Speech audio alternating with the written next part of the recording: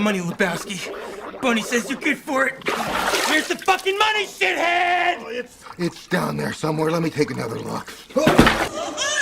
And of the Holy Spirit.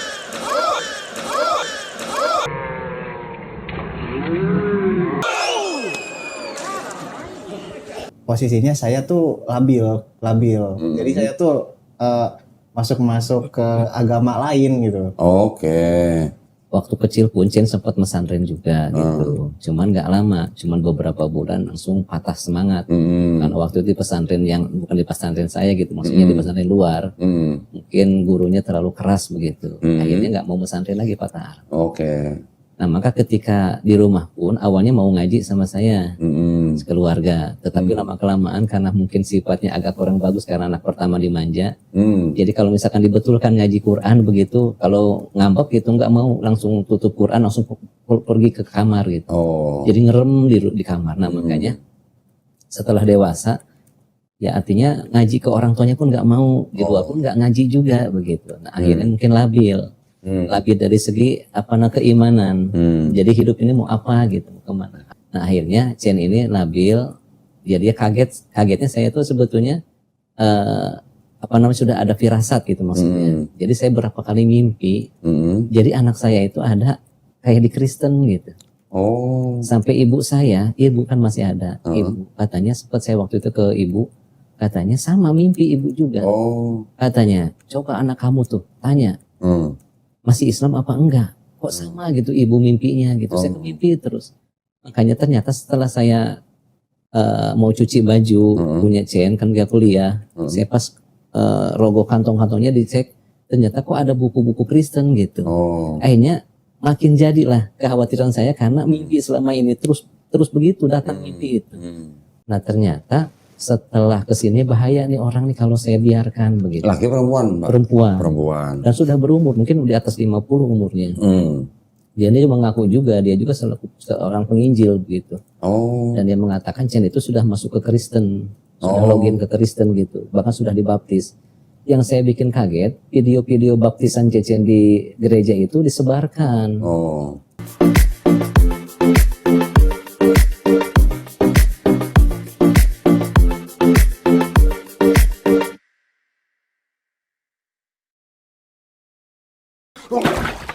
You want that money, Lebowski? Bunny says you're good for it. Here's the fucking money, shithead!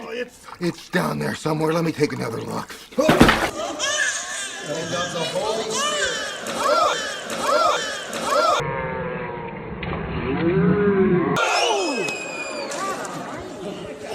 In the name of the Father, the Son, and the Holy Spirit. Amen.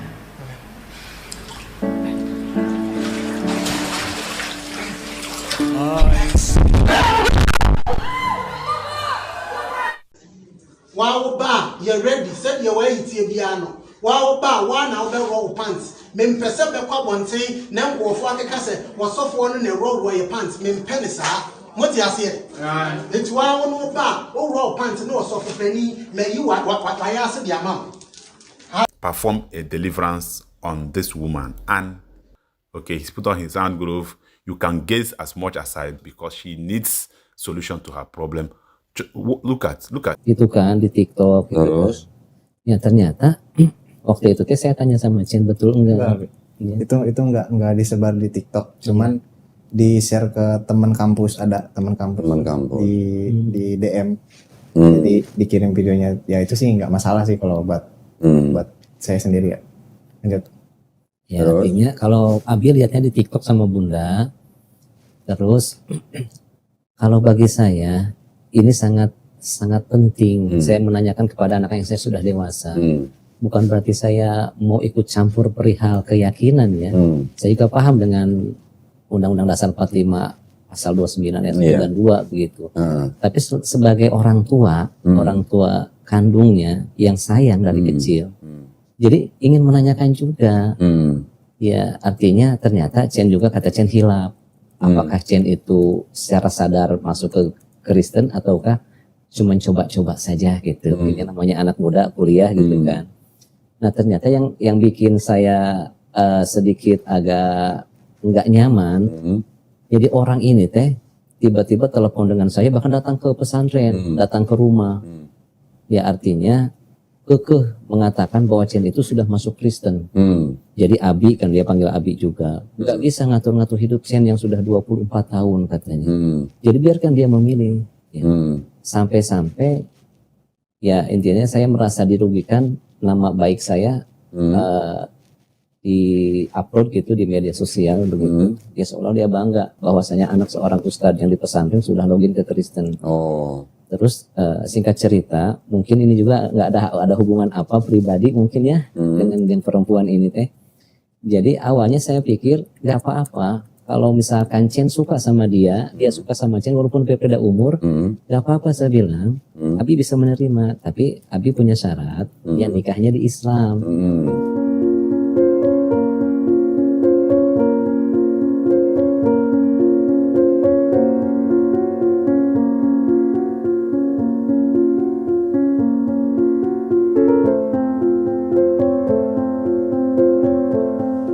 Dia tuh mustahil katanya Abi, saya seorang penginjil katanya. Ya kalau nggak begitu saya bilang nggak bisa. Nah terakhir kesininya dia punya syarat. Saya bisa melupakan Chen katanya, tapi dengan syarat semua barang-barang yang sudah dikirim ke Chen dikasih gitu ya, harus dibakar. Saya tanya ke Chen, ada berapa barang? Mungkin sekitar 28 koin atau berapa? 28 barang. Ya, yang sudah dikirim itu tidak sepengetahuan saya juga nggak tahu sejak kapan itu terjadi hubungannya gitu. Maka ternyata yang saya kaget, dia minta barang-barang yang dikirim sama Chen itu dikasih itu, suruh dibakar semuanya, tapi divideokan. Ketika saya baca salah satunya di WA-nya itu ternyata ada Bible, ada Injil gitu. Saya nolak. Saya bilang nggak bisa. Ajaran Islam, agama saya nggak boleh menistakan agama apapun, apalagi membakar. Saya bilang kalau kamu begitu bisa jadi menjebak anak saya. Kirimkan videonya, anak saya nanti dia penistaan agama. Gitu. Intinya makanya saya pengen ketemu dengan siapa harusnya gitu kok. Karena saya juga awam tentang perihal ini. Baru kali ini dalam hidup saya mengalami ini. Seolah-olah saya itu memang diteror begitu. Jadi bahkan saya itu diancamnya akan dipublikasikan di media sosial. Bahkan kiai saya pun khususnya mau didatangi sama dia. Mau dikatakan bahwa anak saya sudah login ke Kristen. Dengan niatan mungkin saya beranggapan itu untuk menjatuhkan nama saya. Takut-nakuti Chen juga. Mungkin itu yang saya rasakan. Jadi nggak tahu Chen bagaimana itunya. Nah silakan Chen cerita dari awal coba. Saya pengen dengar cerita versinya Chen. Gimana? Kalau saya gini kok, sebetulnya memang ya terpaan dari sosial media ini benar-benar dahsyat ya. Terlebih untuk anak-anak muda yang tidak punya fondasi yang kuat dalam keimanan. Karena begini sebetulnya, yang membuat saya ragu dengan Islam itu sebetulnya memang ada terpaan-terpaan juga dari media. Kodoni tahu gak channel YouTube Tanpa Ragi? Nah, pernah saya samperin tuh ke Cengkareng. Oh iya? Pernah. Saya jujur, dia kan sering ngebongkar Islam tuh di situ kan ya. Nah, jadi saya ragu dengan Islam itu karena dia ngebongkarin dari data-data Al-Quran. Contohnya apa? Nabi Muhammad menikahi anak under 6 tahun, underage gitu kan. Aisyah. Terus menikahi istri anak tirinya, ya ada kan? Mantan. Bukan. Ngomongnya harus hati-hati nih. Mantan, bukan istri anak angkatnya. Ya, nah jadi kan di narasi-narasi itu membuat saya berpikir kayak, loh, kok begini gitu? Ajarannya kok begini sih? Dan itu memang valid gitu di sumber-sumber Islam sendiri. Sampai akhirnya saya juga di situ mulai awalnya saya nggak langsung percaya dengan Kristen tuh. Saya nggak langsung percaya. Sampai saat itu saya makin ngelihat si Tanpa Ragi. Nah, terus saya mulai percayanya tuh katanya bahwa gambaran surga nih, gambaran surga bahwa di Kristen itu tidak lagi memenuhi keinginan daging. Jadi kenikmatan terbesar adalah ketika kita bersama-sama dengan Tuhan. Nah, sedangkan di surganya orang Islam itu kan digambarkan seolah-olah kita mabok, minum homer gitu ya, homer. Terus pesta dengan bidadari segala macam kan itu terkesan kayak kok hanya memuaskan hawa nafsu gitu lah. Nah, di situ saya juga berpikir terus identik perang agama Islam tuh kan ya, perang segala macam. Soal keras lah gitu. Ya disitulah saya mulai juga ragu. Dan Usia berapa itu waktu lihat-lihat medsos seperti itu? 2022 usia 22 tahun. 22 tahun. Saya mulai berani-beraninya ke gereja tuh tahun kemarin aja sih sebetulnya. Tahun kemarin. Ke gereja mana? Saya awalnya ke Katedral Jakarta. Gereja Katedral. Oh, Katolik. Ya memang awalnya saya memang maunya ke situ dulu. Oke. Terus? Nah, sampai akhirnya saya sering lihat TikTok juga. Nah, di TikTok ternyata banyak tuh debater tuh kan. Contohnya Edis TV. Bang Edis terus yang kabur ke Amerika itu. Ya, adalah. Terus? Elia juga termasuk lah Elia. Elia Joni apa Elia Miron? Jonggi. Hah? Elia. Iya, Elia Miron. Oh, ya. Bukan Elia Joni ya? Bukan. Elia Miron. Nah, itu kan yang paling terkenal tuh. Saya sering mantau-mantau, saya lihat-lihat loh. Ini apalagi di roomnya Bang Edis ya, di roomnya Bang Edis tuh Islam tuh kalah semua tuh kok. Waduh. Iya. Kalah semua pokoknya. Inilah kalah lah gitu. Apa nggak nonton yang Edis debat sama Nandar nggak nonton? Oh debat sama Nandar. Lupa saya.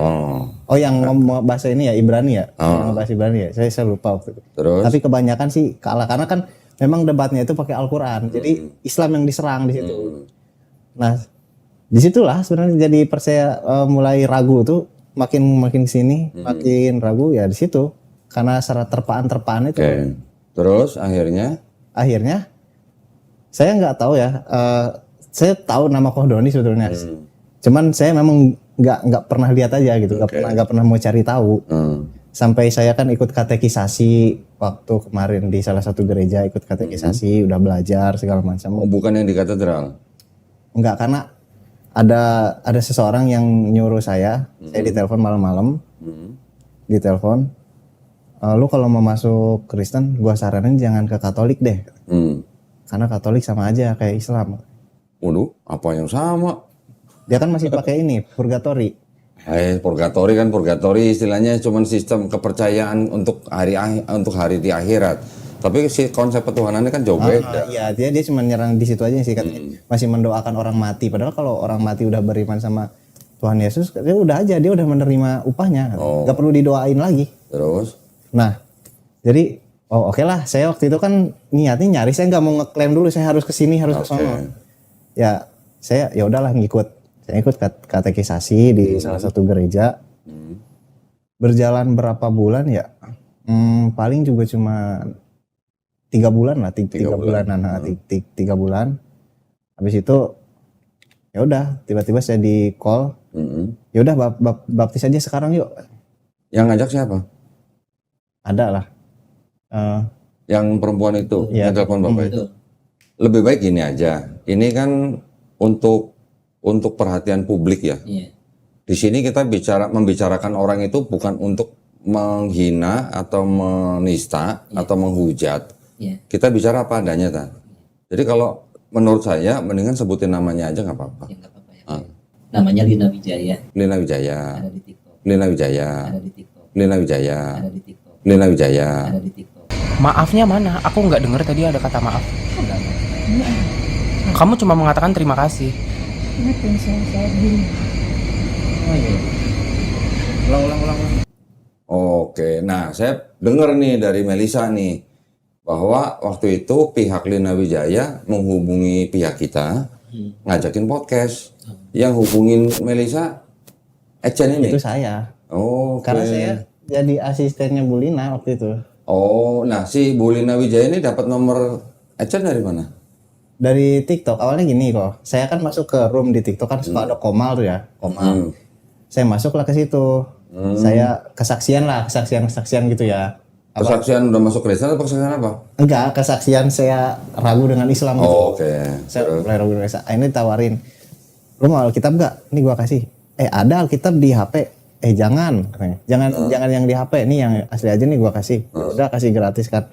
Saya dimintain nomor sama alamat. Nah, dikirim. Nah, dari situlah mulai. Mulai di situ. Terus dia waktu itu kan dia nyari asisten pribadi tuh.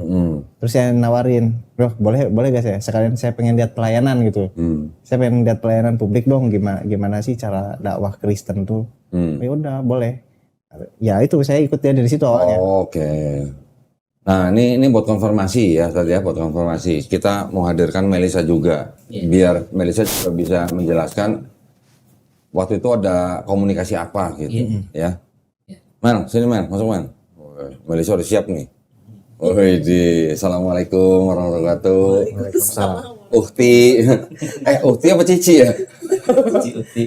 Nah, jadi ceritanya Melisa waktu itu lapor ke saya bahwa pihak Lina Wijaya menghubungi Melisa, ternyata yang menghubungi Melisa Cecen ini ya. Oke, yang terus waktu itu ceritanya menghubungi ini gimana? Pas itu tanggal 28 April. Jadi dihubungin sama Mas Ilyas ini, Cecen ya. Bilang katanya dari timnya Lina Wijaya pengen kesini untuk silaturahmi. Oke. Terus aku bilang sama Mas Cecen bahwa Ko Dondi saat itu belum mengetahui siapa itu Bu Lina Wijaya ini. Sepertinya beliau marah ya, apa gimana gitu ya. Jadi kayaknya nggak mau datang ke sini karena bilangnya Ko Dondi sudah menolak dengan bilang nggak kenal dengan beliau. Nolak ya? Nggak tahu. Cuma ini Saya juga Udah begitu.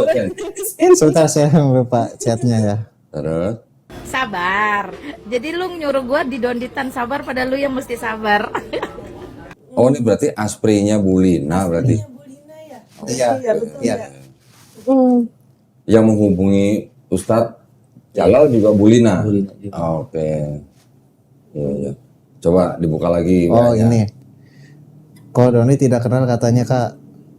Dan barusan saja menggoogle Lina Wijaya. Kalau mau ketemu dan diskusi topiknya apa dan ketemu di mana. Nah terus saya sampaikan ini. Terus dia bilang, kata Bu Linanya, kalau gak kenal udah gak usah, balas aja. Nah ini personal dia. saya nggak tahu. Terus? Gak perlu ketemu katanya, kan saya balas itu gak perlu ketemu ya udah. Terus kan ini ada tawaran nih. Kalau gantian kita yang ngundang dia debat resmi di hotel gimana? Pakai moderator, pakai timer segala macam lah ya. Terus saya sampaikan. Terus kata Bu Lina gini, oh nggak bisa kalau gitu. Saya yang berhak menentukan. Saya harus diskusi bagaimana. Saya yang harus menentukan karena saya eksklusif. Waduh, eksklusif. Iya kata Bu Lina begitu. Gak suka berbelit-belit tuh urusan ketemu. Niatnya cuma silaturahmi. Ya memang nggak sekarang, diskusi. sekarang. Kalau penginjil bilang mau silaturahmi kepada seperti saya gitu, intinya aja udah bukan aja. Intinya mau ngapain coba sekarang katanya? Silaturahminya tuh dalam rangka apa? Debat biasanya. Udah. Kalau nggak debat menginjili kan? Ya sudah. Nah, kenapa saya ajak debat resmi sekalian di hotel? Kenapa dia nggak mau? Kalau memang dia mau menginjili saya, biar ditonton orang banyak gitu sekalian. Malah nggak mau, malah ngambek. Nggak tahu lah kalau Terus setelah itu gimana? Saya sih nggak pikirin kalau dia nggak mau ya udah gitu. Saya memang nyari. Ya udah intinya Bu Lina tuh menolak lah pada saat itu. Nah di situ juga kan saya sebenarnya agak bertanya gitu kenapa gitu. Padahal saya kan ingin melihat gitu ya, maksudnya ingin melihat ini mana ini yang benar itu. Karena pada saat itu saya juga baru tahu gitu Ko Dondi itu ternyata sering debat-debat juga. Nah itulah. Nah, pada waktu Ecen ini menjadi asprinya Bu Lina, itu sudah dibaptis? Belum. Oh, belum. Berapa lama itu ikut Bu Linanya jadi asprinya? Ikut Bu Linanya sebentar ya, dari Februari, Maret, April, Mei sampai sekarang. Berarti 4 bulan lah ya? 4 bulan. Terus dibaptisnya kapan? Dibaptisnya tuh bulan kemarin. Oh, baru sebulan ini? Ya, iya. Oh, dibaptisnya di gereja apa? Adalah pokoknya di gereja tapi Pentakosta. Pentakosta. Gereja atau persekutuan atau apa? Gereja. Ada gedung gerejanya? Iya ada. Ada videonya. Apa-apa sebutin aja gereja apa? Nggak apa-apa, santai aja. Nggak apa-apa. GPDI. Oh. Bu Lina sebagai apa di situ di GPDI itu? Sebenarnya kalau Bu Lina sih sebagai mediator aja. Karena kan Bu Lina ini kenalannya banyak pendeta-pendeta gitu. Jadi pada saat itu Bu Lina tuh karena ada satu hal ya, jadi yang memaksakan baptis tuh kalau bisa minggu-minggu ini harus baptis gitu. Minggu-minggu ini harus baptis, jadi nyari ke sana kemari link sampai akhirnya ada yang menyediakan ya Pak Pendeta di GPDI itu. Nah dari gereja GPDI itu berarti Ecen dapat surat baptis? Surat baptis ada. Ada, di bawah sekarang? Oh enggak, karena dianterin ke alamat temen. Oh gitu. Belum saya ambil. Oh masih di rumah teman berarti. Waktu sebelum baptis, Ecen bilang nggak sama bapak? Enggak. Enggak bilang. Terus baptisnya baru bulan kemarin. Terus belakangan akhirnya gimana? Sekarang ceritanya gimana? Sudah nggak jadi asprinya Bu Lina lagi? Sudah enggak. Sudah enggak. Kapan berarti? Berapa lama dari baptis itu? Berarti baru-baru ini aja? Iya. Sekitar ya bulan inilah, masuk bulan ini, awal bulan ini. Awal bulan Mei? Ini bulan apa Mei, iya. Oh. Terus kenapa kok tiba-tiba nggak jadi asprinya Bu Lina?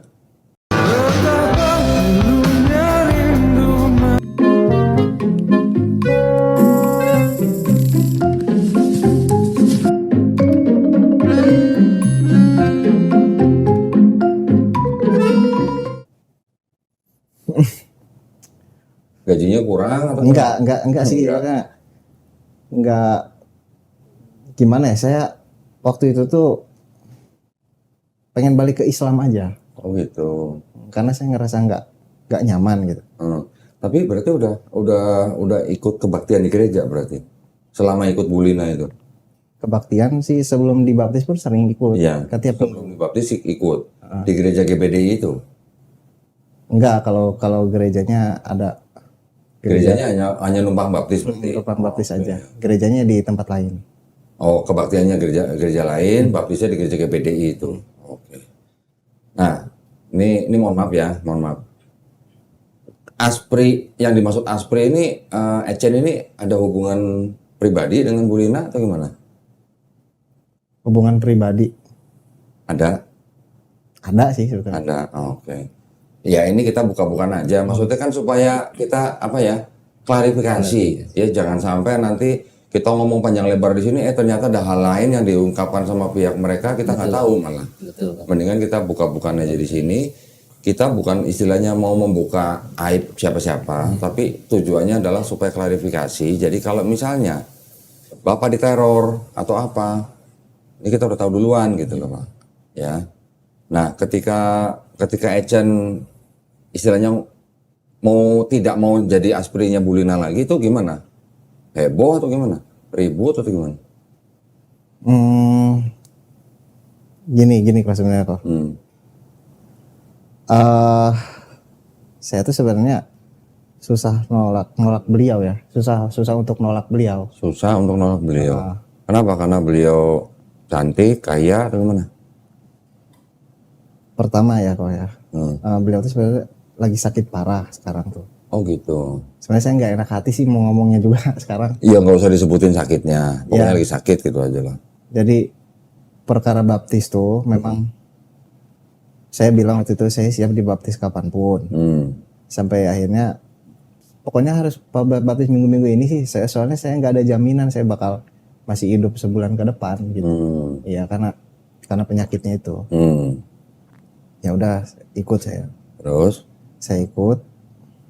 Cuman setelah dibaptis itu ya seperti biasa aja, nggak ada halangan apa-apa. Dan kita sebenarnya sering cekcok sih sebenarnya, sering cekcok di telepon. Oke. Sering cekcok, ada masalah-masalah lah gitu. Tapi selama jadi asprinya Bu Lina, Ecen tinggal di mana? Saya? Ya di rumah. Di rumahnya di Cianjur? Enggak, di Bogor. Oh di Bogor. Oh belum tinggal di tempat yang disediakan nama Bu Lina? Belum. Oh belum. Belum, emang enggak ada tempat juga. Oke. Karena kan kebanyakan pelayanannya online gitu. Jadi saya paling cuman bantu bikinin akun TikTok dong, iya moderator kayak gitu. Setting segala macam. Sekalipun ada pelayanan lapangan gitu, saya ikut nemenin lah. Oke. Tapi selama jadi aspri, Ecen ini sudah beriman Kristen berarti? Sudah. Oh. Edis TV dulu pernah berdebat sama, saya bukan bermaksud dia ya saja. Ada orang minta belajar sama saya. Ya sudah belajar. Saya lagi kerja, dia aja menyatet sampai di lantai, nyatet sampai nungging nyatetnya di bawah. Itu orang sudah belajar, sudah berdakwah di Australia selama 10 tahun. Sudah mengislamkan orang beberapa orang. Dan dia mau belajar kristologi karena dia memang merasa perlu itu kristologi. Dia belajar sama saya beberapa bulan, debat sama Edis waktu itu. di depan saya, di samping saya, karena ini numpang di studio saya. Iya, iya. Debat online sama Edis. Dia cuma pinjem kitab yang ini, keluarin. Dia tunjukin ke Edis. Keringet dingin itu Edis tuh sama dia. Namanya Ustadz Unggul kalau mau tahu. Pernah dengar? Unggul Sudrajat. Baru debat sama orang yang belajar kristologi berapa bulan aja si Edis sudah keringet dingin. Iya. Kayak begitu ngaku-ngaku, aduh gimana. Iya. Kalau dia berani, Edis, nongol face to face, debat sama saya di hotel, kita sediain. Tapi saya nggak mau kalau dia sendiri. Dia kan bukan pendeta. Iya. Saya maunya debat sama pendeta. Jadi kalau dia mau debat sama saya, dia harus bawa pendeta gitu. Saya bayarin. Hotel saya bayarin, transport saya bayarin, akomodasi saya bayarin, makan saya bayarin, pulang saya amplopin. Kurang apa coba? Bijak banget. Kurang apa? Nah kita debat tatap muka, buka-bukaan kitab. Iya. Nah, jangan di online. Kalau di online ngapain? Betul. Di online mau ngasih lihat kitab aja susah. Bacanya nanti fokus lah, belum sinyal segala macam. Nah makanya saran saya, teman-teman Muslim, jangan menghampiri channel-channel mereka. Buat apa? Gitu. Nah ini kembali lagi nih ke cerita Ecen nih. Berarti Ecen ini kan baru saja keluar dari lingkarannya siapa? Ibu Lina itu baru beberapa hari ini aja kan? Berapa minggu ini teh? Baru seminggu 2 minggu ini ya. Terus masih dikejar-kejar sama Bu Lina. Karena kita masih ada hubungan sih kok sebenarnya. Saya tuh dia tuh minta gini, saya kan Minta dinikahi atau gimana sih? Mohon maaf. Minta dinikahi atau gimana? enggak juga. Oh, enggak. Dia cuma minta ditemenin sebetulnya. Oh. Minta ditemenin. Dia sudah menikah belum sih? Ya sudah, tapi kan suaminya udah nggak ada. Meninggal. Punya anak dia? Ada. Oke. Saya nggak perlu tanya anaknya berapa, umur berapa, saya nggak perlu tanya. Yang penting statusnya dia berarti janda, punya anak, begitu aja. Ya. Ceritanya cuma minta ditemenin sama Ecen. Jadi ya gitu, minta ditemenin. Terus kan waktu itu saya bilang kita udahan lah ya. Kita maksudnya saya udah nggak bisa gitu. Dengan segala yang terjadi, yang telah terjadi semuanya lah. Saya ngalamin, saya tahu. Tapi dia nggak mau. Nggak mau. Dia nggak mau. Oke. Dia nggak mau katanya. Bisa gak lah minimal sampai saya mati aja. Waduh. Iya. Terus akhirnya ketika Ecen menyatakan tidak mau lagi menjadi aspirnya Lina Wijaya, Ecen kembali ke Bogor. Kembali ke Bogor. Terus akhirnya bersyahadat ulang dengan Bapak. Alhamdulillah. Itu yang penting. Itu yang harus dijaga sampai kita mati ya Pak ya. Mbak Lina suka dengan anak saya, cinta artinya, dan anak saya pun suka sama Mbak Lina. Bagi saya itu anugerah dari Allah. Cinta itu nggak bisa diintervensi oleh siapapun, itu anugerah dari Allah. Tapi syaratnya anak saya tidak bisa menikah dalam keadaan bukan Islam. Saya tetap harus Islam. Silahkan kalau mau, saya sudah tawarkan dengan legowo. Adapun masalah perselisihan umur berapa separuhnya nggak jadi masalah bagi saya. Dia punya istri selisih 15 tahun saja. Tapi dia sudah mengatakan mustahil, katanya Abi, saya kan seorang penginjil. Dia yang katakan mustahil, saya bilang bagi Tuhan, bagi Allah tidak ada yang mustahil. Kalau kitanya artinya sadar diri begitu. Tapi tetap, nah intinya sekarang yang saya khawatirkan dia akan mengancam terus anak saya. Yang pertama saya akan laporkan ke kepolisian katanya. Saya bilang delik hukumnya apa? Yang melaporkan Lina Lina Wijaya. Dia terang-terang dari awal. Awalnya saya baik-baik bicara, akhirnya saya emosi. Saya bilang, kalau kamu mau mempidanakan anak saya, delik hukumnya yang mana? Saya bilang. Katanya, saya waktu itu katanya lagi telepon Chen katanya. Chen itu katanya mengacuhkan saya sehingga saya pingsan, saya terjatuh katanya ketimpa kaca. Saya mengacuhkan, ya artinya nggak terlalu direspon gitu sama Cecen. Akhirnya dia pingsan sampai membentur kaca, begitu. Dan saya berdarah. Saya bilang delik hukum yang mana? Kamu ada di Kalimantan, di Pontianak. Urusannya apa? Anak saya di sini lewat telepon. Apakah anak saya nyuruh kamu bunuh diri? Kan nggak ada di percakapan itu. Sekarang kamu delik hukum yang mana? Adapun saya akan pasang badan. Saya bilang, jangankan saya berupa caci makian orang lain, hujatan orang lain, atau nama saya dijatuhkan lewat medsos oleh kamu disebar. Saya siap. Nyawa pun saya bilang untuk demi agama anak saya rela untuk mengorbankan nyawa saya. Gitu. Jadi intinya saya bilang kalau kamu mau melaporkan anak saya dengan delik hukum yang lemah, saya bilang saya lebih kuat lagi delik hukumnya. Kamu datang-datang gak diundang dari Pontianak, datang ke Bogor ke pesantren, teriak-teriak di rumah orang. Waktu itu saya di Cianjur, tapi saya ditelepon. Jadi saya bilang teriak-teriak kayak orang gila, terus masuk ke rumah orang bawa pisau 2. Pisaunya ada. Bawa pisau? Bawa pisau 2. Oh, pisau dia bawa sendiri atau ngambil di tempat? Bawa sendiri, dia sudah persiapan dari rumah. Waduh. Walaupun dia katakan saya beli itu Abi katanya, terserah kamu mau beli mau apa, yang penting kamu datang ke rumah orang tanpa diundang, kamu bawa pisau. Udah salah. Walaupun kamu berdalih itu untuk bunuh diri, bisa jadi saya bilang, saya berasumsi itu untuk menyakiti keluarga saya. Bisa jadi. Karena kenapa? Kalau kamu lihatnya baik-baik, nggak mungkin bawa senjata tajam. Walaupun berupa pisau, saya bilang. Jadi intinya, kalau kamu mau ngancam anak saya ke delik hukum, ayo saya bilang, habis-habisan. Lu jual, gua beli. Saya kan sampai kasar begitu. Saya sebetulnya nggak mau, karena dia nyerocos terus. Dan seolah-olah saya itu bodoh dengan hukum. Dan anak saya itu masih masih anak yang baru kemarin sore, nggak ada pengalaman. Dia sementara usianya sudah sekian tahun gitu kan. Artinya anak saya itu yang paling ditekan sama dia, stres anak saya. Saya belum pernah melihat dia anak saya segede ini nangis.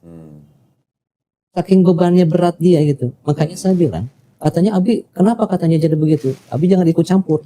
Itu chat itu udah 20 tahun lebih katanya. Saya bilang, saya sebagai protek terhadap anak saya yang saya cintai, saya bilang wajar. Karena saya orang tuanya, saya bilang. Punya kasih sayang yang tulus. Jadi siapapun orangnya, kalau mengganggu anak saya, terlebih lagi dia memurtadkan anak saya akan siap orang pasang badan. Nyawa pun saya taruhkan begitu. Nah intinya kemarin itu dia sampai ancam-ancaman begitu. Saya bilang silakan kamu ngadu ke kepolisian, tapi katanya kita harus nanti saya panggil di kepolisian Pontianak ya katanya. Saya bilang kasusnya di mana? Kamu pingsan di sana, anak saya di Bogor. Tiba-tiba kamu melaporkan di Pontianak, saya harus ke Pontianak di BAP. Saya bilang bodoh banget begitu. Kecuali anak saya ada di sana, di lokasi di TKP. Iya saya bilang. Ini kan by telepon dan anak saya tidak menyuruh kamu untuk bunuh diri. Kamu sendiri yang pingsan, kamu terkena itu kaca, saya bilang. Tapi kalau kamu benar-benar saya bilang mau mengadukan anak saya, mengancam terus anak saya dipidanakan. Pisau kamu sudah ada yang ada sidik jarinya di rumah saya 2. Dan saksinya disita. Saya sita. Maksudnya ibunya Chen sita. Saya bilang saya simpan. Dan itu sebagai bukti yang valid saya bilang. Bahwa banyak saksi hidup yang menyaksikan itu. Saya bilang, ayo kalau kamu mau, saya bilang. Kalau saya maunya begini aja kok. Kalau dia merasa yang saya tangkap begini aja, mungkin prasangka saya yang saya tangkap dengan Lina Wijaya ini. Adapun urusan asmara atau cinta itu kecil bagi saya. Ya kesimpulan saya. Yang dia merasa sangat terpukul, depresi, dia itu sudah berhasil mengajak memurtadkan Cecen yang dia pikir bapaknya seorang yang ada di pesantren, seorang ustadz. Jadi bagi dia itu satu kebanggaan tersendiri. Tiba-tiba dengan kuasa Allah, dengan hidayah Allah, dengan izin Allah kembali ke Islam, dia merasa terpukul. Makanya itu saja ya kesimpulan saya selaku orang tua. Makanya saya bilang sama Cecen, insya Allah selama Cecen nggak memeras dia, nggak minta uang yang memeras lah pokoknya kok kayak gitu. Nggak ada bukti itu, Abi nggak takut Cen. Tadinya awalnya Cen pikirkan gini, Abi sudah sama Abi waktu kemarin katanya dengan mama pisah cerai begitu, dia sangat terpukul. Sekarang tiba-tiba Abi katanya nanti dijelek-jelekan sama Lina Wijaya, sampai mungkin dia akan mengancam datang ke Kiai melaporkan ini. Saya bilang bagi Abi kehancuran apapun dari segi jasmani atau nama baik Abi tidak peduli. Makanya ini pentingnya belajar kristologi itu di sini. Kita sebagai orang Islam, kita sudah melakukan ibadah. Bahkan kalau kita pelajari kitab mereka, apa yang kita lakukan juga dilakukan yang disebut Yesus di dalam kitab mereka. Sholat, sujud, nggak makan babi, puasa, sunat, akikah bahkan. Ada ya? Ada. Yesus di Babel mereka juga akikah. Kita juga akikah. Betul ya. Terus ya walaupun ceritanya tuh di situ disalib, jenazahnya juga dikafani. Itu semua kita lakukan dalam orang Islam. Sepanjang hidup kita lakukan, kita beribadah seperti Yesus di dalam Bible. Ya. Ternyata ketika kita mati, ternyata Yesus Tuhan. Kita ruginya di mana? Saya mau tanya, ruginya kita di mana? Tapi kita sudah melakukan apa yang Yesus lakukan dalam Bible, dan kita menyembah Tuhannya Yesus. Karena di Bible Yesus ngaku punya Tuhan. Yang kita sembah Tuhannya Yesus, bukan Yesusnya. Setelah kita mati, ternyata Yesus juga Tuhan. Ruginya kita di mana? Yesus sebagai Tuhan. Rugi nggak? Enggak.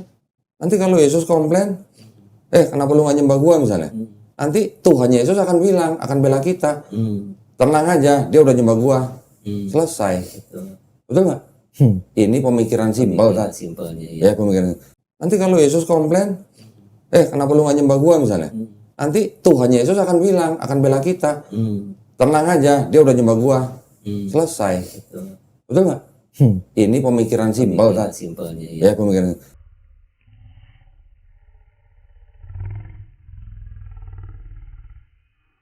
Tapi kalau kita sebagai orang Kristen sepanjang hidup kita gak melakukan yang Yesus lakukan dan kita menyembah Yesus sebagai Tuhan, ternyata giliran kita mati ternyata Yesus bukan Tuhan. Ruginya gimana ruginya? Rugi banget, bukan rugi doang. Rugi banget.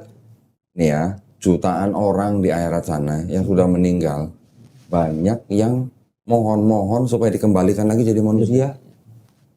Pengen apa? Pengen muslim, pengen menyembah Allah.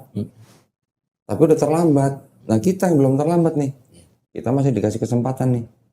Jangan sampai salah pilih gitu maksud saya. Satu ulang. Nanti saya buatin surat keterangan. Kamu kirim fotonya ke Lina Wijaya. Selesai. Ya, ikutin kata-kata saya.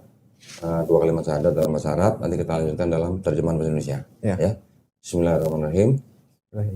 Asyhadu alla ilaha illallah wa asyhadu anna Muhammadan Rasulullah. Aku bersaksi tiada sesembahan yang hak selain Allah. Dan aku bersaksi Nabi Muhammad adalah utusan Allah. Alhamdulillah. Nanti saya buatin surat keterangan. Selesai perkara. Jaganya sih. Itu agak belajar agama ini. Maaf. Tapi kalau itu ya. Jaga sampai ayo. Maaf. Iya karena pintu kecil kayak jauhin kiamat. Harus gimana tanya saya.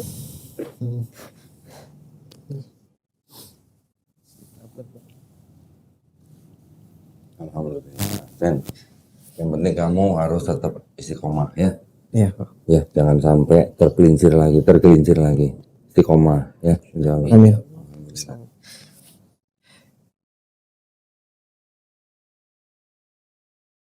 Pada malam hari ini kita mau klarifikasi ulang.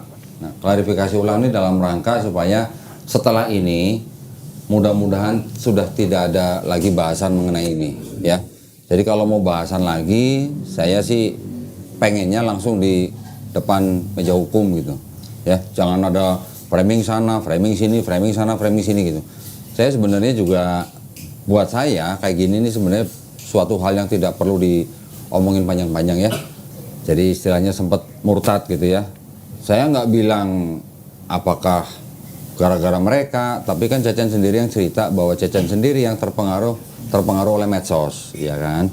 Saya juga tidak menampilkan bahwa Cecen sendiri yang memang malah tertarik kepada agama mereka. Tapi alhamdulillah atas izin Allah, Cecen masih diselamatkan, ya. Masih, bahkan kemarin waktu di sini sudah bersyahadat ulang, alhamdulillah. Cuman saya kemarin dapat laporan tiba-tiba kok Cecen ketemu lagi dengan Lina Wijaya. Saya sudah memberikan nomornya Bang Glenn sebagai pengacaranya Geraham Live Indonesia untuk mendampingi Cecen kalau misalnya ada tuntutan atau apapun ya. Sudah saya berikan nomor, Cecen juga mungkin sudah komunikasi. Cuman kemarin kita melihat ada video dari pihaknya Lina Wijaya yang ketemu dengan Cecen. Saya memang tidak nonton semuanya, Pak. Tapi sekilas saya mendengar bahwa ada beberapa kalimat yang Cecen coba klarifikasi di video itu, yang mana mungkin ada yang kurang cocok dengan keterangan ketika Abah dan Cecen datang ke sini gitu. Nah, boleh cerita nggak, Cen? Kemarin itu ceritanya gimana kok bisa sampai akhirnya ketemu lagi dengan Lina Wijaya? Silakan, Cen. Apa nih? Apakah ada percobaan bundir karena saya bucin? Nggak boleh gitu teman-teman, nggak ada, itu tidak mengedukasi kita semua ya. Jadi di stop framing hal-hal seperti itu. Assalamualaikum warahmatullahi wabarakatuh. Apakah Lina Wijaya melakukan kristenisasi? Saya tidak bisa menjawab itu teman-teman ya, biarkan teman-teman menilai sendiri. Tetapi saya sebagai warga negara Republik Indonesia, saya memiliki hak yang dijamin oleh undang-undang berdasarkan UUD 1945 pasal 29 ayat 1 dan 2. Di situ menetapkan bahwa warga negara Republik Indonesia bebas memilih dan memeluk berdasarkan keputusan dan keinginan pribadi, terutama untuk mereka yang sudah di atas 21 tahun. Nah, ayat yang kedua, negara juga menjamin untuk setiap warga negara tersebut menjalankan ibadahnya. Salah satu ibadah yang saya sedang jalankan adalah berapologet atau memberitakan Injil di lapangan. Nah, ini dijamin oleh negara. Dan dia juga ikut katekisasi 3 bulan. Lalu kemudian pada tanggal 3 Mei ya. Tanggal 3 Mei itu dia resmi dibaptis teman-teman ya. Nah, ini surat baptisnya. Dengan keluarganya, dan keluarganya tidak setuju sehingga ia memilih untuk kembali menjadi seorang muslim, dan itu dilakukan secara surat Islam ini tertanggal 27 Mei. Jadi apa yang dilakukan oleh seorang Cen itu sudah tidak melanggar aturan. Nah, yang menjadi persoalan apa teman-teman? Yang menjadi persoalan adalah ketika ada framing kristenisasi terhadap anak-anak muda untuk sengaja dipacarin atau ditidurin atau dicabulin. Nah, ini sangat panas ya, masuk berbagai macam tuduhan fitnahan kepada saya. Mari kita cek secara langsung kepada yang bersangkutan, apakah itu benar terjadi saya lakukan atau tidak. Oke, atau tidak. Oke, thank you. Chan, please, boleh. Are you ready? Assalamualaikum warahmatullahi. Ya, teman-teman. Jadi buat framing yang katanya kristenisasi itu nggak ada teman-teman, jujur itu karena memang saya sendiri, saya juga cerita di podcast saya masuk Kristen karena saya terinfluence oleh orang-orang yang sudah saya sebutkan sebelum kenal dengan Mak Lina ya. Jadi Mak Lina hanya memfasilitasi saya untuk belajar dan sambil mengarahkan saya untuk dibaptis ya. hanya itu aja. Adapun untuk masalah-masalah pribadi saya rasa tidak penting lah itu untuk itu. Dan juga ketika saya kembali ke Islam juga tidak ada paksaan untuk saya harus tetap di Kristen. Ini saya sekarang baru selesai sholat maghrib teman-teman. Saya diingatkan Dina ini biar sholat maghrib dulu. Ya, saya sholat maghrib. Jadi udahlah teman-teman, jangan gaduh lagi masalah framingan buat masukin Kristen terus ditidurin segala macam. Udahlah, nggak apa-apa. Bukan itu masalahnya. Itu memang saya yang cari ke sosmed, cari, kebetulan beliau yang bersedia. Udah itu aja. Kait apapun itu terhadap saya maupun terhadap Cen. Sekali lagi thank you. Ada yang mau disampaikan lagi tidak, Cen? Saya mau sampaikan bahwa saya saat resmi mengundurkan diri dari timnya Mak Lina. Bukan karena apa? Bukan karena ada masalah pribadi atau apa, tapi karena memang kita sudah tidak ada kepentingan lagi untuk menjalankan semua rencana-rencana ke depannya. Jadi saya izin. Akhirnya, don't worry, be happy. Oke. Salam damai buat semua ya teman-teman ya. Ya. Udah, kita hentikan lah sampai di sini. Ya, thank you teman-temannya. Jadi salam santun, salam damai, salam hormat. Assalamualaikum warahmatullahi wabarakatuh. Cukup. Yakin? Sudah. Ya. Assalamualaikum, selamat sore teman-teman. Jadi di sini saya akan menunjukkan surat baptisan saya pada tanggal 3 Mei 2025 hari Sabtu ini. Bisa dibaca ya teman-teman ya. Di Zoom dibaca, ada nama saya, ada foto saya juga di sini. Dan ini surat pengislaman saya pada tanggal 27 Mei 2025 di Geraha Mualaf Indonesia. Jadi ini kami lakukan secara resmi tanpa main-main. Dan ini semua sah. Maka dari itu saya ingin sampaikan permintaan maaf saya kepada pihak-pihak yang terlibat. Mungkin kelakuan saya ini mengecewakan buat banyak orang ya. terutama khususnya gereja yang telah membantu saya membaptis. Saya juga terima kasih atas kesempatannya dapat dibaptis di sini, walaupun ya mungkin saya bukan orang yang Tuhan pilih. Dan juga saya berterima kasih kepada Geraha Mualaf Indonesia yang sudah membantu saya juga mendapatkan surat pengislaman kembali. Dan saya secara pribadi meminta maaf kepada Ibu Lina Wijaya yang telah membantu saya dalam proses masuk Kristen, dan beliau sudah membantu saya secara tulus dan ikhlas tanpa ada dorongan pribadi apapun. Ya. Jadi niatnya tulus untuk membantu.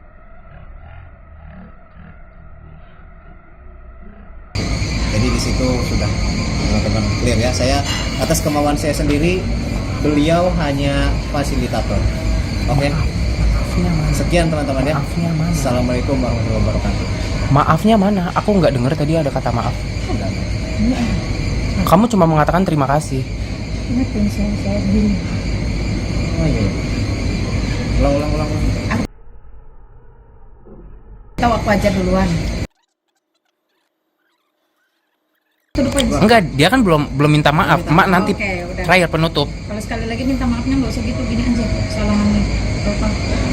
Oke. Salaman tim. Dan Udah. ya, kamu memutuskan keluar, jangan ada embel-embel kayak asmara lah. Udah. Bilang. Oke. Oke, saya minta maaf juga ya buat Ibu Lina Wijaya. Assalamualaikum warahmatullahi wabarakatuh. Waalaikumsalam. Oke, sebelum ketemunya itu semalam sebelum ketemu Bu Lina Wijaya, saya kan diundang masuk live Bang Zuma ya waktu itu.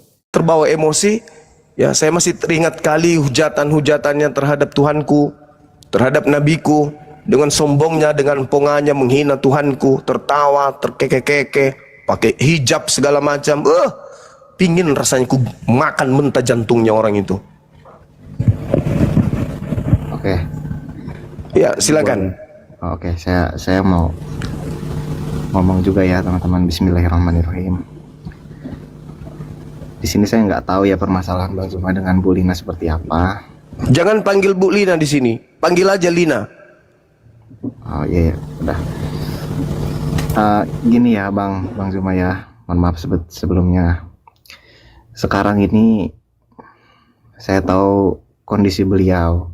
Jadi beliau sudah cukup tersiksa dan atas sakitnya itu loh Bang Zuma. Jadi saya juga sebenarnya dari ini ya Bang. Sebenarnya saya tuh mulai meragukan Islam tuh bukan dari Bu Lina sebetulnya, bukan dari Lina.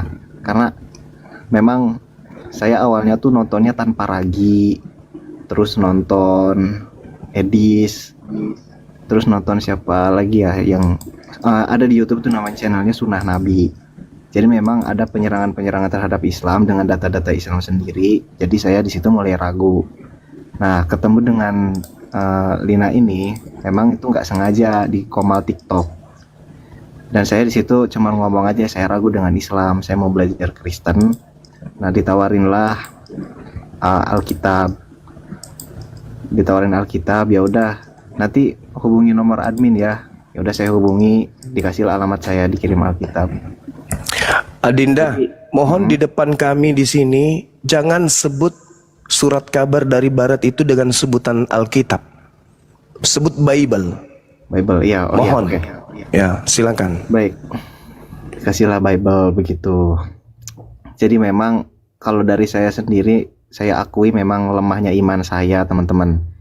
Lemahnya iman saya dan gampangnya saya terpengaruh oleh media-media. Dan saya juga pada saat itu sudah nggak tahu kenapa ya, saya ngerasa skeptis aja gitu dengan ulama-ulama Islam. Saya ngerasa saya kalau nanya ke ulama juga pasti mereka cari pembenaran. Saya mikirnya begitu. Jadi saya cobalah cari-cari gali di informasi di luar yang mungkin saya pikir lebih objektif dari segi sejarah maupun data-data yang ada.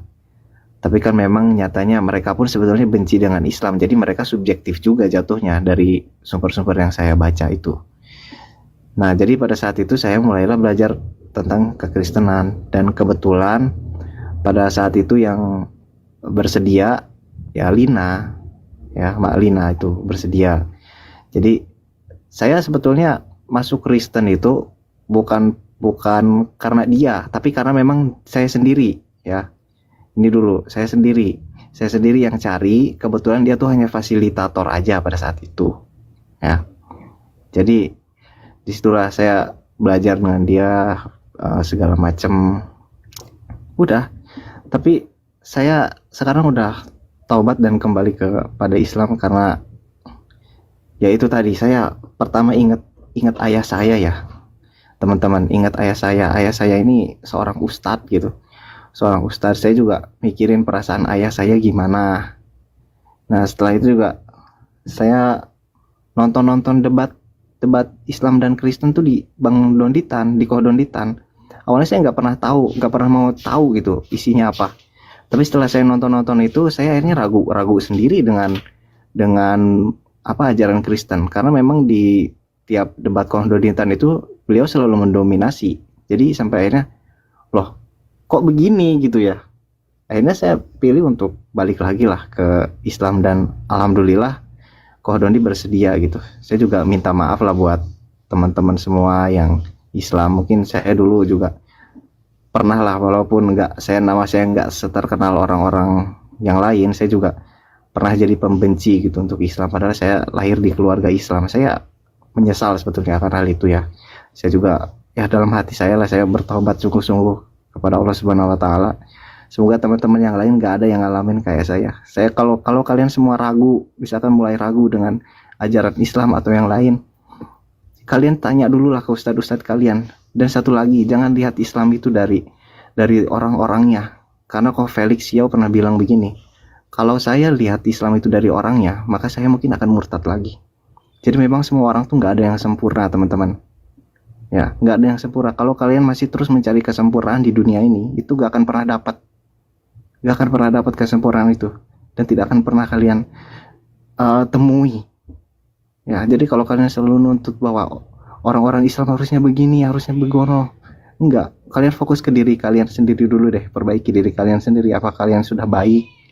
Apakah kalian sudah menghilangkan rasa benci kepada orang lain, iri hati di dalam diri kalian, di dalam hati kalian? Coba deh kalian pikir ke situ dulu sebelum kalian menjudge orang lain. Dan untuk Bang Juma, mohon maaf ya, saya juga nggak bisa cerita banyak tentang Lina karena saya juga sejujurnya saya berat lah kalau cerita itu, karena saya tahu kondisinya Bang Juma. Jadi saya nggak mau banyak cerita, tapi saya mau menyampaikan aja buat teman-teman yang lain, jangan sampai apa yang saya alami itu terjadi buat teman-teman Muslim yang lain. Sekarang perkuat iman kalian gitu. Makasih lah buat para apologet Islam yang sudah membentengi akidah umat Islam. Ya. Bang Sen, bentar, izin Kang. Ya. Hampura, bisa open cam nyakangnya? Nggak bisa Bang, karena ini kan akun baru saya. Iya, maksudnya nanti biar saya iniin ke teman-teman untuk di follow biar bisa Akang open cam. Oh, nggak tahu, cobalah ya. Ya. Oke teman-teman, silakan di follow akunnya Bang Chen Yong 77 biar bisa open cam beliaunya ya teman-teman. Silakan di follow. Bang Hadi monitor, Bang Hadi, Bang Kores. Di copy, di monitor. Siap. Jangan follow, kasih teman-teman. sama follow. Kalau give doang nanti nggak bisa open cam. Ya, Ya, sambil jadi, nunggu. Silakan dulu Nda. Jadi ini ada hikmahnya ya, Dinda Cene, namanya Cene ya? Iya Bang, nama panggung lah Chen. Iya, ada hikmahnya, Adinda. Bisa jadi keterpurukan dirimu yang kemarin itu bisa jadi penyebab teman-teman yang lain itu bisa tertolong, bisa terbantu. Karena bukan hanya ada 1, 2, 3 orang yang mengalami hal yang sama seperti engkau. Banyak sekali. Karena memang mereka punya misi seperti itu. Mereka melakukan ini memang sudah terencana memang. Sudah terencana, sudah terprogram. Nah, dulu program mereka itu hamilisasi. Sekarang sudah bukan lagi hamilisasi nih, sekarang berubah lagi nih. Nah inilah yang kita sangat-sangat tidak inginkan terjadi kepada generasi Islam. Maafkan kami yang ada di apologet Islam ini, kalau keras terhadap mereka para penghujat, tegas terhadap mereka para penista agama. Kami tidak peduli, kami dibenci oleh sebagian orang dari kalangan Islam itu sendiri. Metode dakwah Bang Suma dan teman-temannya itu salah. Tidak harus seperti itu. Saya tidak peduli, dibunuh pun saya tidak akan pernah mundur. Kenapa? Hal yang Adinda alami ini yang saya tidak inginkan terjadi. Jadi apa yang saya gaungkan beberapa tahun belakangan ini, itu bukan muluk-muluk. Bukan karena faktor kebencian terhadap mereka, enggak. Tapi karena tidak ingin anak-anak Islam ini kemudian mengalami hal yang serupa dengan dirimu. Itu. Mereka pandai. Yang kalau Adinda ini saja, adik Cene ini saja, seorang anak dari seorang ustadz. Kalau nggak salah, Bapak punya pesantren ya? Baru mau bikin. Baru mau bikin. Tapi seorang pendidik kan? Iya bang, makanya itu. Nah tuh, seorang pendidik, seorang ustadz, anaknya bisa mereka jerat. Apatah lagi anak-anak kita yang tiap hari hanya main HP, yang sudah jauh dari nasihat, mendengarkan nasihat orang tua. Orang tuanya juga sibuk kemudian mengejar prestasi saja tanpa memperhatikan anak-anaknya. Yang level seperti ini saja bisa dijerat, apatah lagi anak-anak kita yang lain.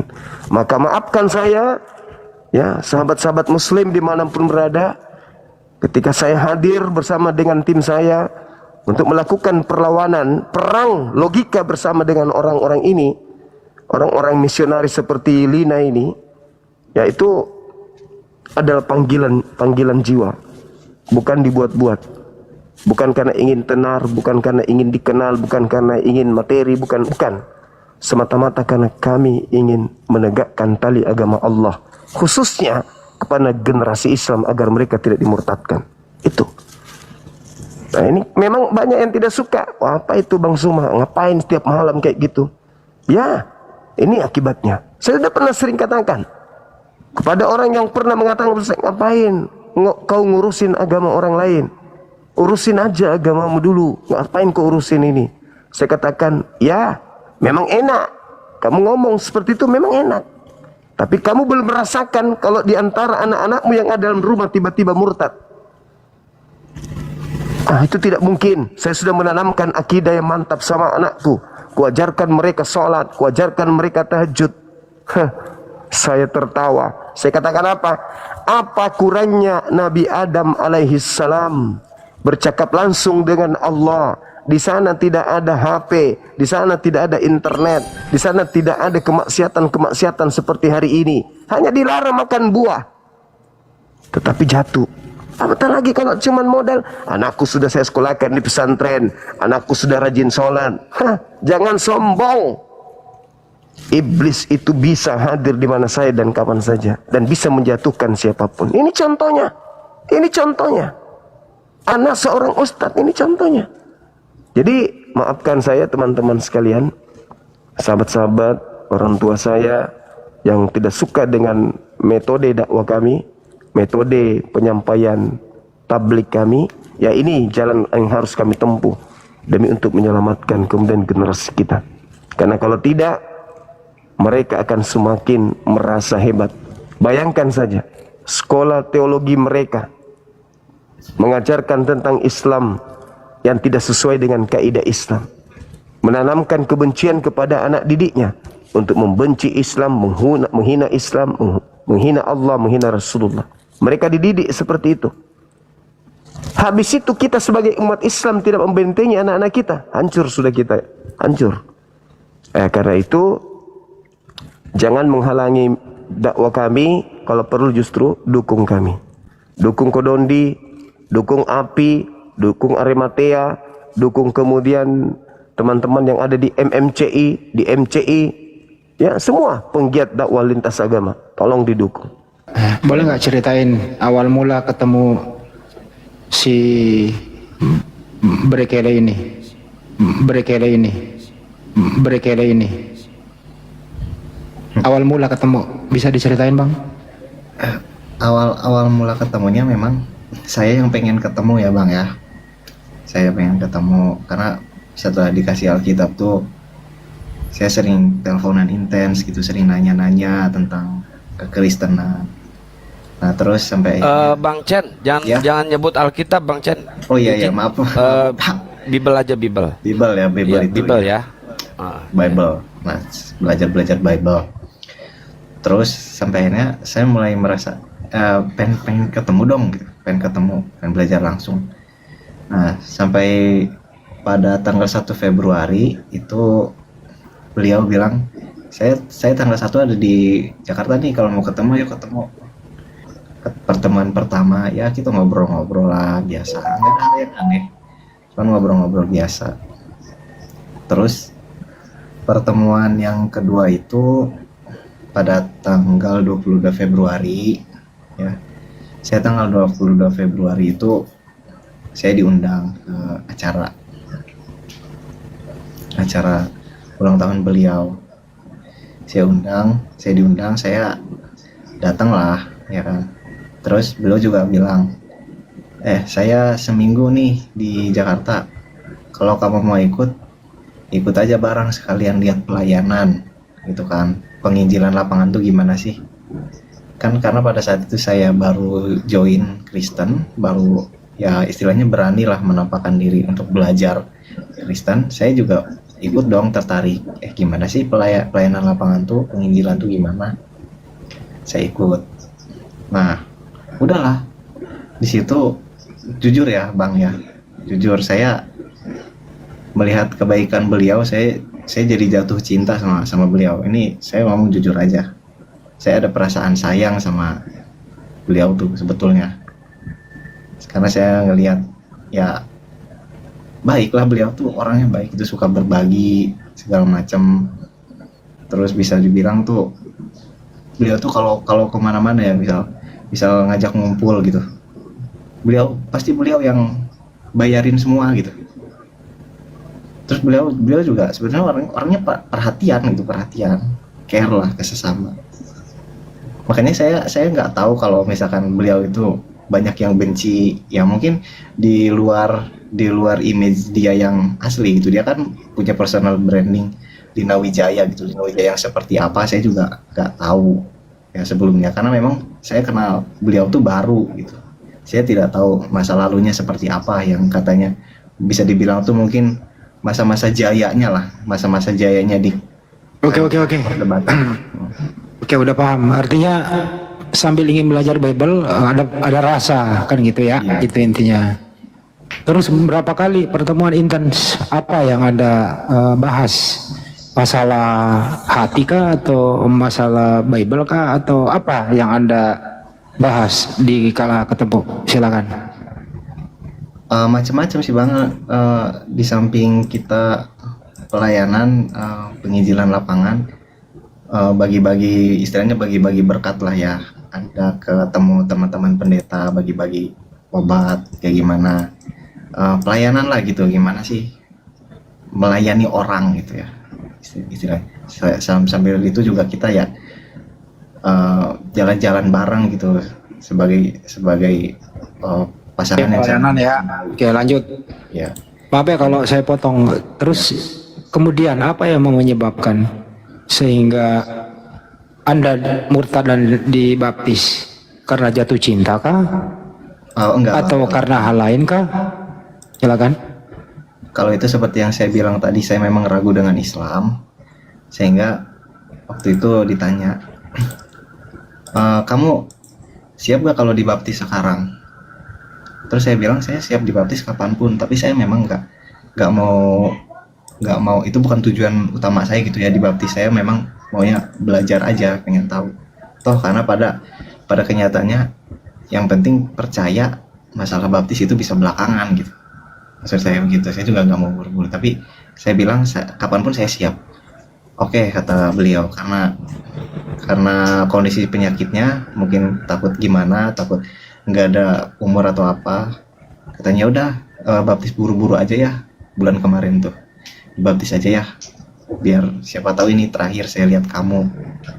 Itu saya di situ sedih Pak, sebetulnya Pak, sedih saya terharu lah, gimana ya, gimana lah, susah dijelasin itu. Nah ya udah saya ikut, saya dibaptis lah pada saat itu. Nah setelah dibaptis itu saya sering nonton video Koh Dondi sebetulnya. Jadi saya ragu-ragu sendiri ya, memang orangnya labil lah saya akui itu. Oke. Jadi setelah dibaptis dengan melankolisnya gitu ya. Oke, resmilah Anda menjadi Kristen murtad karena Bang Hadi, sebelum ke pertanyaan selanjutnya, tolong minta di follow biar cepat dia bisa on cam Bang Hadi sambil di ini. Gimana? Saya terusin apa gimana? Iya, nggak apa-apa. Nggak apa-apa ya.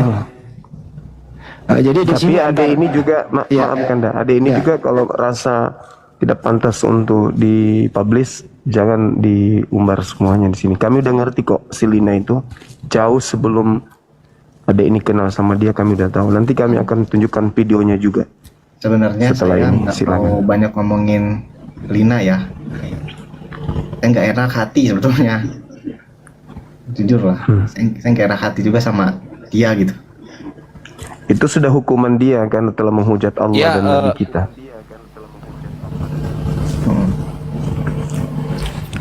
Yang mana nih yang membuat Anda kembali? Ya saya bilang tadi Bang ya, saya nonton video-video debatnya Koh Donditan, jadi saya ragu sendiri. Karena pada saat itu yang bikin saya tambah ragu yaitu saya tuh kan asisten ya, saya disuruh ngehubungin Koh Dondi buat katanya mau silaturahmi nih, Bu Lina nih mau silaturahmi. Jadi ya udah hubungin, saya ada nomornya nih. Saya bilang mau ke Koh Dondi Malap Center, saya ada nomornya nih. Saya hubungi, ya udah bilang aja mau silaturahmi dari Bu Lina Wijaya. Nah ketika itu Koh Dondi bilang nggak kenal Bu Lina Wijaya, terus Bu Linanya nggak terima gitu. Ya udah kalau nggak kenal nggak usah. Terus Koh Dondi kan nantang balik, ya udah kita. Oke, cukup. Artinya Anda mendengarkan diskusi debat-debat selama ini. Anda ada rasa penyesalan nggak bro? Wah ada lah pasti.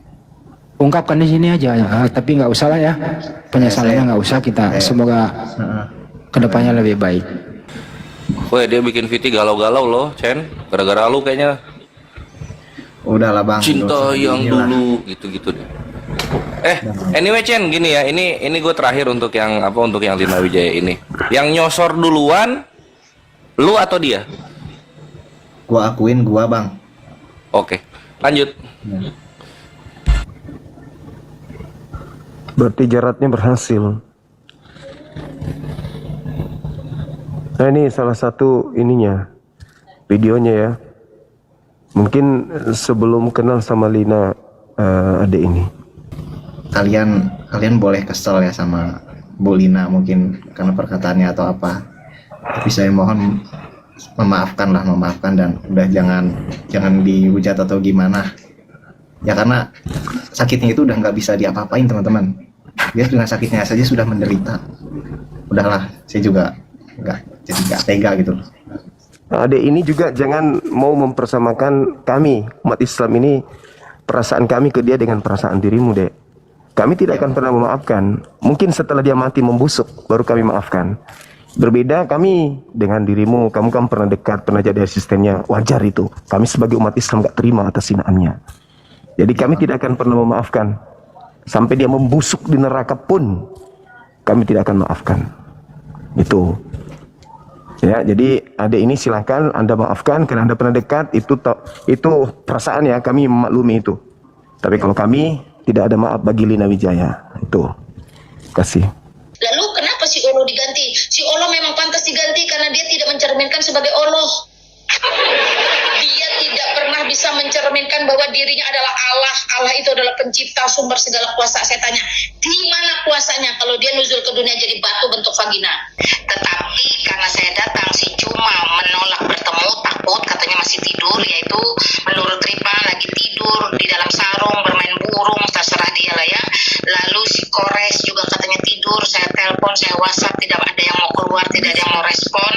Lalu si Nandar katanya malam itu juga sama. Iya, itu salah satu ulahnya ya. Jadi kalau di belakang, kalau di dunia nyata mungkin bersama dengan calon-calon korban atau korbannya, dia itu seperti malaikat.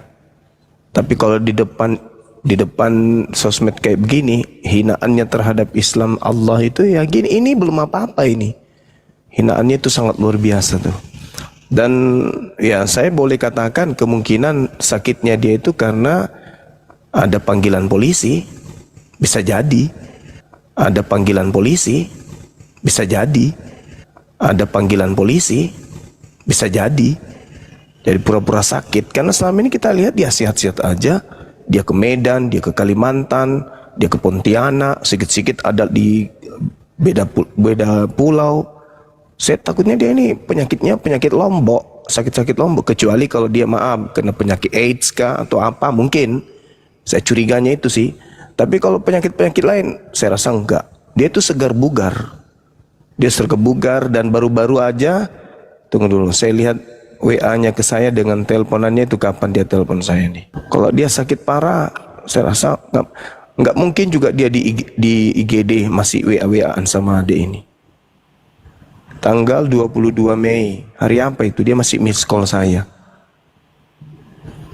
Baru-baru, sakit apa dia rumahnya?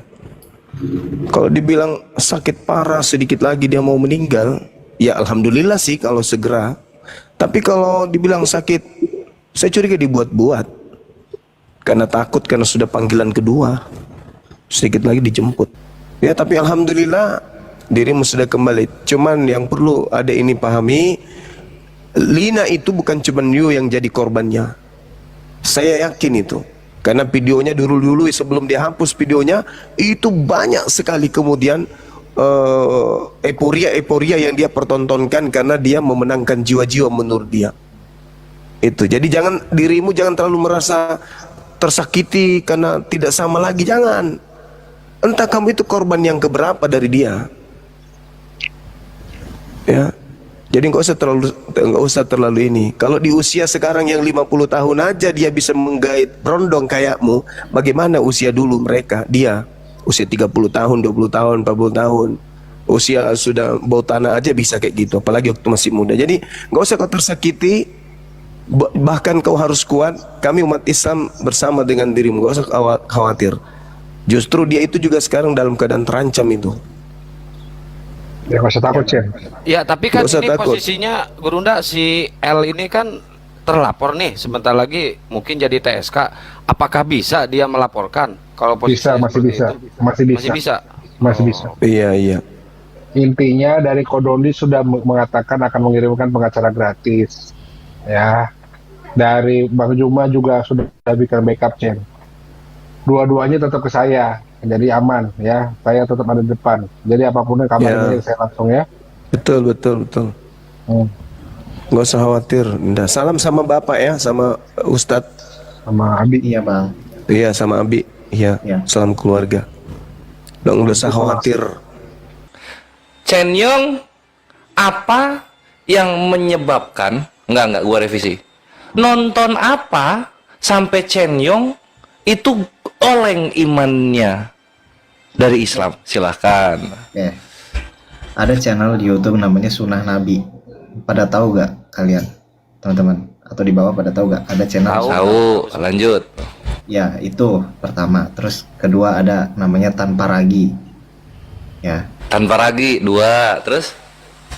Nah itu aja sih yang inti-intinya dari situ. Saya sering nonton itu. Oke, sebelum kita tanggapin Sunnah Nabi sama Tanpa Raginya, coba sebutin yang paling terngiang salah satu konten dari mereka supaya kita ratain di sini. Yang paling terngiang itu kalau di Sunnah Nabi, yaitu kejadian ketika Nabi Muhammad itu menikahi mantan istri anaknya Zaid, anak angkat. Di situ.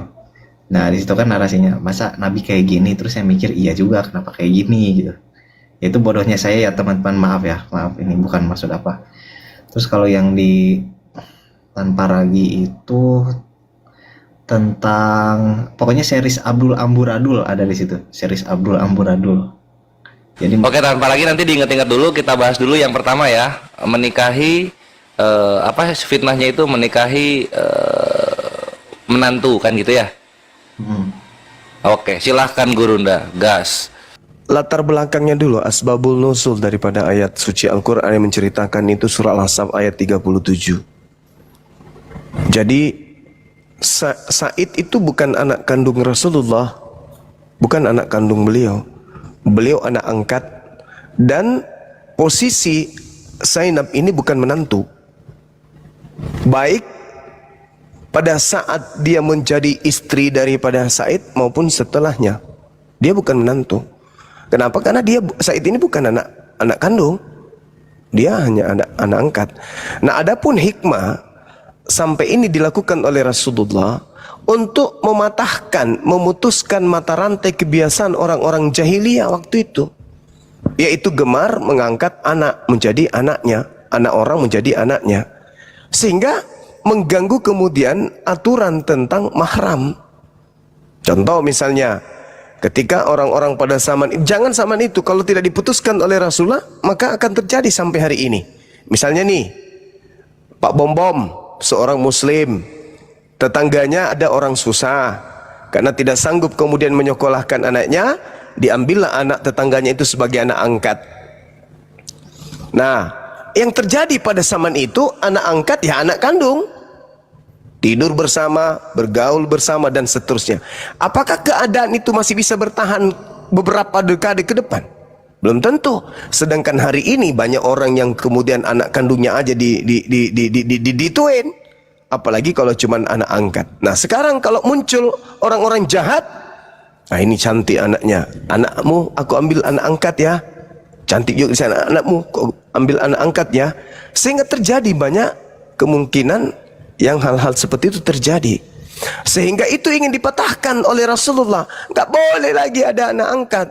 Anak angkat itu adalah bukan anakmu, maka dia boleh kau nikahi. Itu maksudnya tuh. Jadi Rasulullah Muhammad SAW ingin mematahkan itu.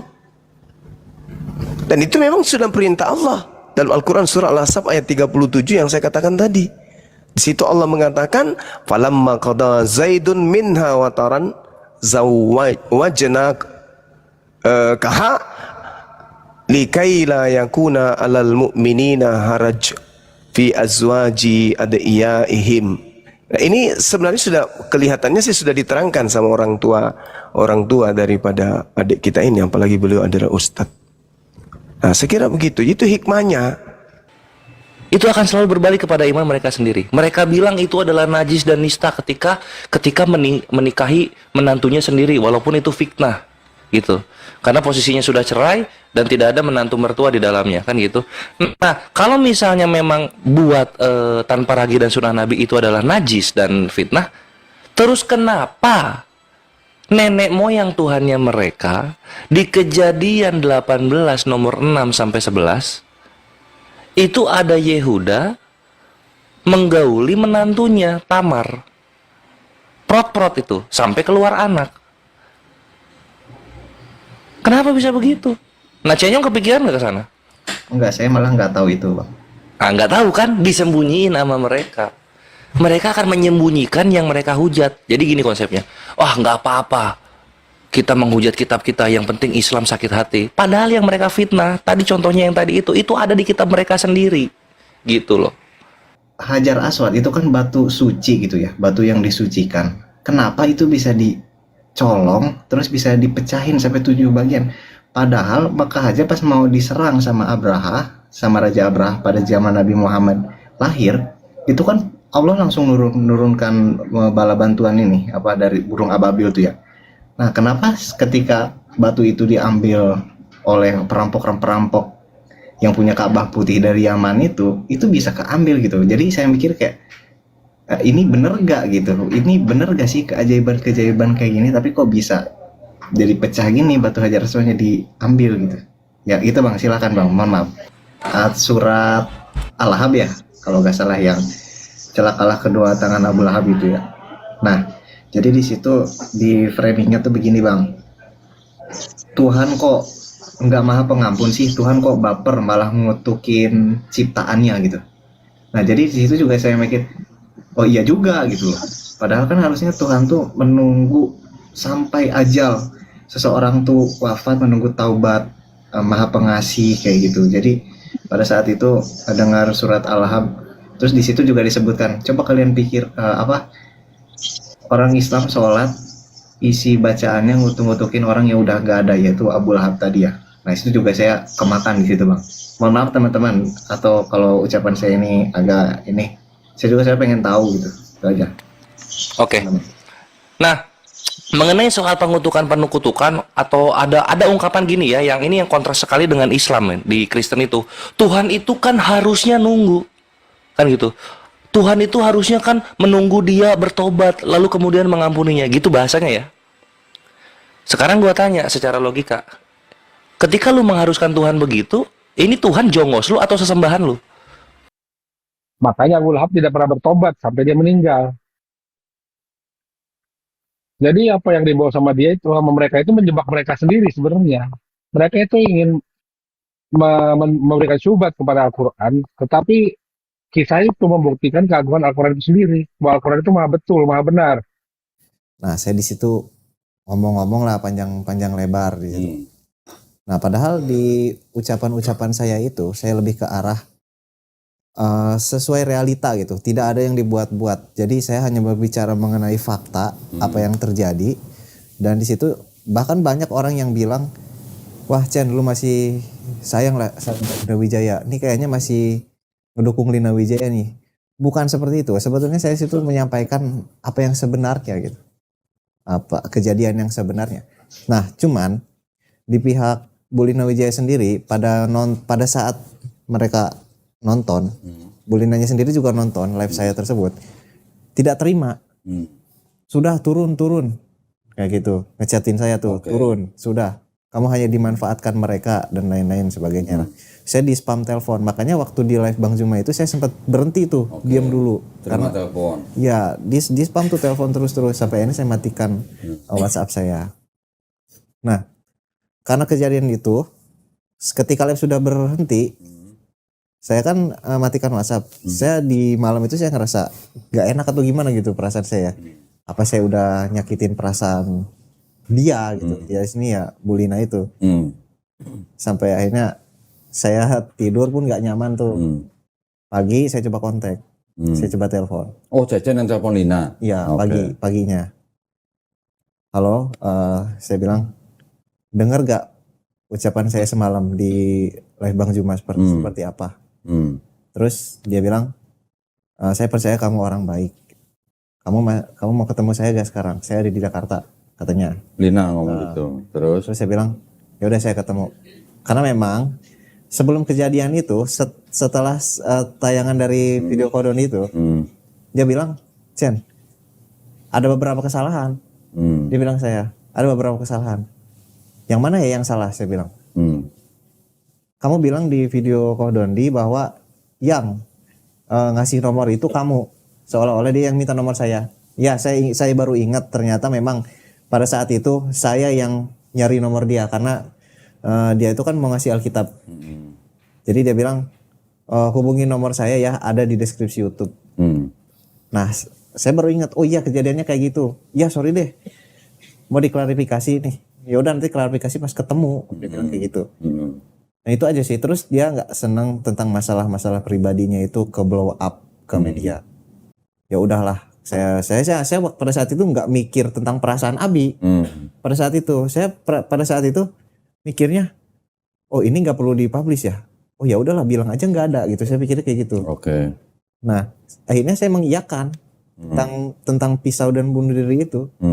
Mengiyakan ya udah itu nggak pernah terjadi, udahlah, tapi abis ini udah ya tenang semuanya. Saya nggak mau diganggu lagi, saya bilang. Saya nggak mau diganggu. Nah udahlah, intinya poin-poin itu ya yang besar.